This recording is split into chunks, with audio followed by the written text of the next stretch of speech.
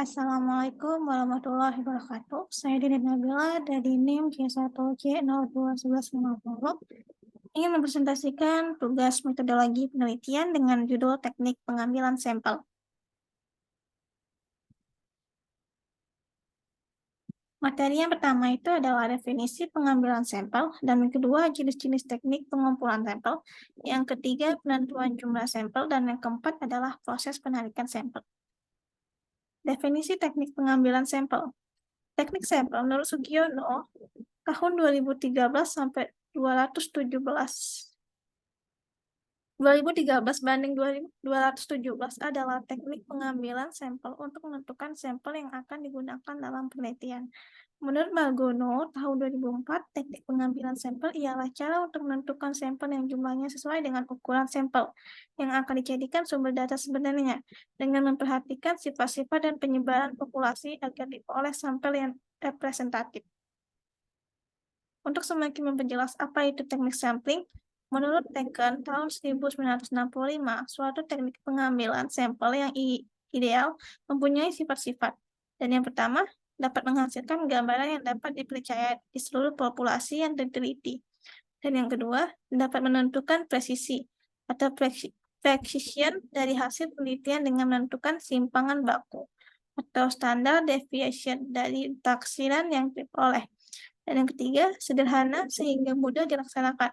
Keempat, dapat memberikan keterangan sebanyak mungkin dengan biaya yang serendah-rendahnya.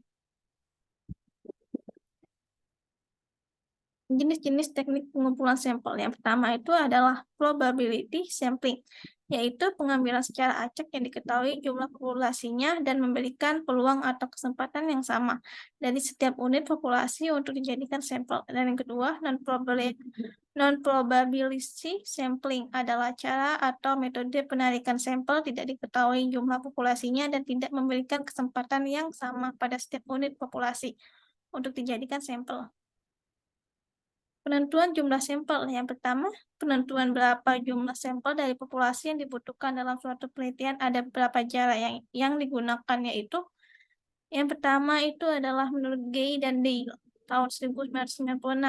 Ukuran minimum sampel yang dapat diterima berdasarkan pada desain penelitian yang digunakan bagi penelitian deskriptif minimal 10% atau populasi besar dan 20% populasi kecil. Pada penelitian yang menguji hubungan korelasional minimal 30 sampel, sedangkan penelitian hubungan kausalitas 30 subjek per kelompok. Pada metode eksperimental minimal 15 subjek per kelompok. Dan yang ketiga itu adalah Roscoe tahun 1975 yang ukuran sampel yang layak dalam penelitian di antara 30 sampai dengan 500 elemen. Jika sampai dipecah lagi ke dalam sampel atau laki atau perempuan, SD, SMP, SMA, jumlah minimum subsampel sebanyak 30, sedangkan pada penelitian multivariate termasuk analisis regresif multivariate, ukuran sampel harus beberapa kali lebih besar, 10 kali dari jumlah variabel yang akan dianalisis. Proses penarikan sampel. Yang pertama itu memilih populasi. Proses awal ialah menentukan populasi yang menarik untuk dipelajari. Suatu populasi yang baik ialah mencakup perancangan eksplisit. Semua elemen yang terlibat biasanya meliputi 4 komponen, yaitu elemen, unit sampling, luasan, skop, dan waktu. Dan tahap kedua itu adalah memilih unit-unit sampling. Unit-unit sampling adalah unit analisis dari mana sampel diambil atau berasal karena kompleksitas penelitian dan banyaknya desain sampel, maka pemilihan unit-unit sampling harus dilakukan dengan seksama. Kesimpulannya itu adalah teknik pengambilan sampel ialah cara untuk menentukan sampel yang jumlahnya dengan ukuran sampel yang akan dijadikan sumber data sebenarnya dengan memperhatikan sifat-sifat dan penyebaran populasi agar diperoleh sampel yang representatif. Ada bermacam cara atau metode pengambilan sampel yang dapat digunakan dalam penelitian. Penarikan sampel pada garis besar dibagi dalam dua cara, yaitu probability sampling dan non-probability sampling. Probability sampel terdiri dari penarikan sampel acak sederhana, sampel random sampling, penarikan sampel acak sistematis, systematic random sampling, penarikan sampel random bertahap, random multistage, penarikan sampel acak bertingkat atau berstrata, stratified random sampling, penarikan sampel acak berkelompok.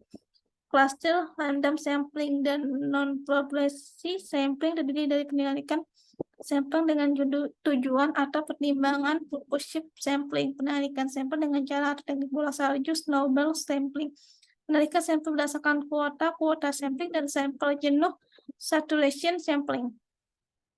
Baik, terima kasih saya ucapkan.